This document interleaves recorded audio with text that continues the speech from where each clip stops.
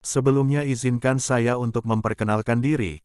Nama saya Fandi, bertempat tinggal di Subah, Batang, Jawa Tengah dan kejadian ini terjadi sewaktu saya masih SMP, sekarang umur saya sudah 35 tahun, saya masih ingat betul kejadian waktu itu dan otomatis kisah yang akan saya ceritakan ini adalah kisah yang sudah lama terjadi. Dari sejarah, wilayah kami ini termasuk salah satu pusatnya kerajaan jin yang berada di jalur alas Roban, dan, mari kita mulai ceritanya. Jadi pada saat hari kejadian, di desa kami sedang hujan lebat dan semuanya biasa saja seperti hari-hari biasanya. Saya yang biasanya keluyuran, hari itu memilih untuk di rumah saja. Singkat cerita hujan pun reda dan orang-orang mulai keluar rumah. Tapi waktu itu menurut saya ada yang aneh, kenapa tiba-tiba semua orang seperti tertarik untuk melihat genangan air di jalan raya, persisnya di atas jembatan yang dekat wilayah saya. Saya pun berpikir, ngapain ini warga pada antusias ngeliatin genangan air itu. Hal itu kan biasa saja, karena penasaran, saya pun segera berlarian ke jembatan tersebut. Usut punya usut, ternyata di jembatan itu baru saja terjadi gempuran air bah besar yang melintasi jalan raya bahkan air bahnya sampai keluar dari atas jembatan jalan raya. Menurut warga setempat, ini sudah di luar nalar, bagaimana bisa tiba-tiba ada air bah yang sebesar itu melintas. Beberapa kendaraan sebesar bis lintas provinsi saja bisa sampai mengambang layaknya kapal di atas air. Lebih aneh lagi, ketika dilihat dari mana air bah ini berasal, hasilnya benar-benar tidak masuk di akal, karena seluruh jalur sungai yang ada sebelum titik kejadian masih utuh seperti tidak terjadi apa-apa. Tidak ada bekas berantakan seperti lazimnya jalur sungai yang baru saja disapu banjir besar, semuanya masih utuh dan baik-baik saja.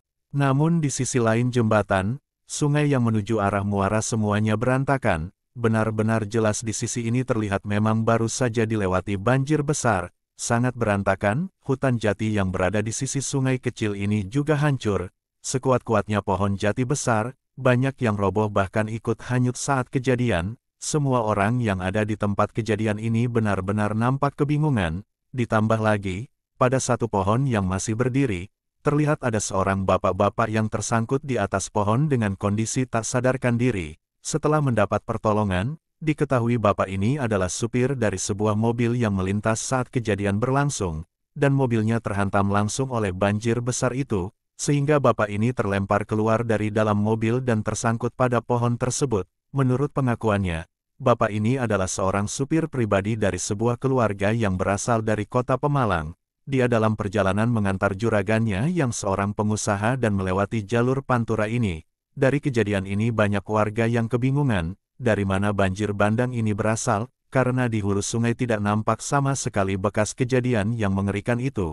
Setelah cukup lama, barulah sedikit terungkap awal mulanya dari seorang pelayan warung, yang kebetulan warungnya ini ada di sebelah sisi sungai, di bagian sisi jalan raya yang berlawanan. Dengan masih ketakutan Mbak Warung ini bercerita, tepat sebelum kejadian, Mbak Warung ini keluar warung menuju sungai kecil itu, ia hendak mencuci beberapa kain lap di sana. Sesampainya di pinggir sungai, ia terhenyak kaget karena melihat seorang gadis cantik berada di pinggir sungai di sisi lainnya. Mbak Warung ini semakin heran saja ketika mengamati bahwa gadis yang ada di hadapannya ini tidak layaknya seperti warga kampung sini, karena dari pakaian yang dikenakannya tidak menandakan warga yang tinggal di desa sini.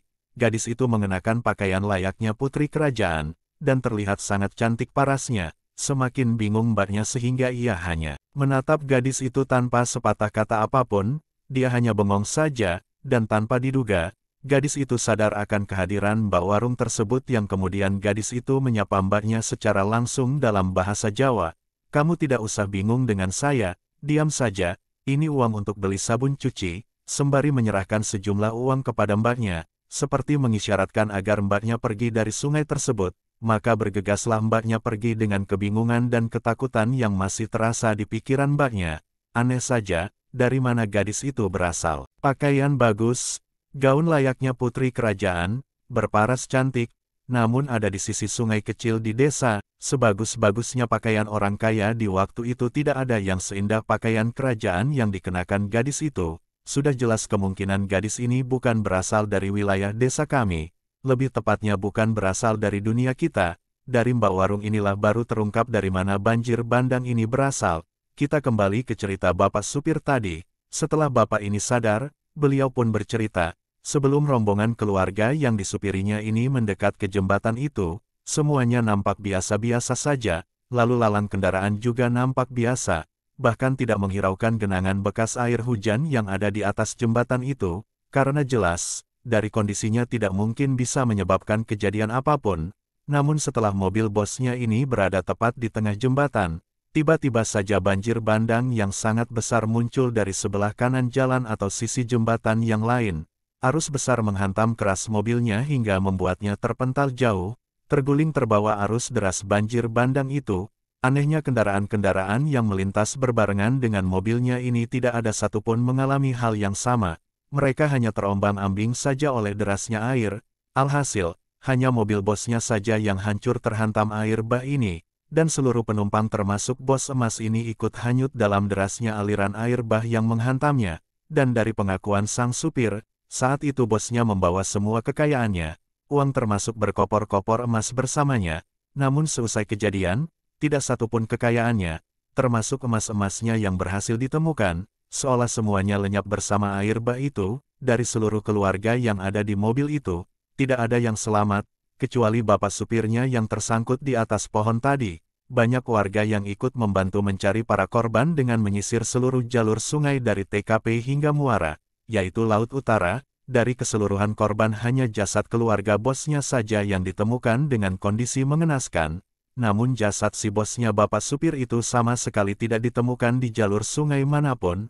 Hingga beberapa hari setelah kejadian, tiba-tiba tersiar kabar bahwa jasad si bosnya ini sudah ditemukan. Yang lebih anehnya lagi, berita diketemukan jasad bosnya ini tersiar setelah Kapolsek wilayah desa kami mendapat telepon dari kepolisian wilayah kota Jepara, yang mengabarkan bahwa kemungkinan korban peristiwa di desa kami itu berkaitan dengan ditemukannya satu jasad laki-laki parubaya di sekitar wilayah Laut Jepara oleh nelayan setempat.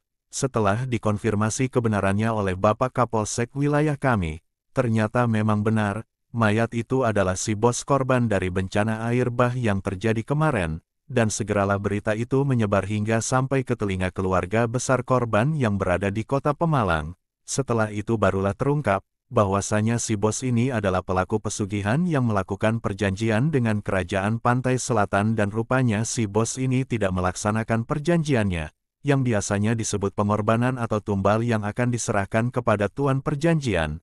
Kemungkinan karena si bos ini ingkar, sehingga dia ditagih langsung oleh sang penguasa Laut Selatan dan dikirim jasadnya melalui jalur Laut Utara hingga ke Laut Selatan, dan gadis cantik tersebut adalah suruhan dari Kerajaan Laut Selatan yang ditugaskan untuk menagih tumbal secara langsung ke sang pelaku pesugihan, yaitu si bos pengusaha tersebut, sedangkan supirnya selamat karena tidak terlibat pesugihan bosnya. Semoga kisah ini bisa memberikan sedikit pelajaran untuk kita semua. Di lain kesempatan saya akan menceritakan beberapa kejadian kisah nyata di wilayah saya lagi, baik dari kisah nyata orang lain ataupun yang pernah saya alami sendiri.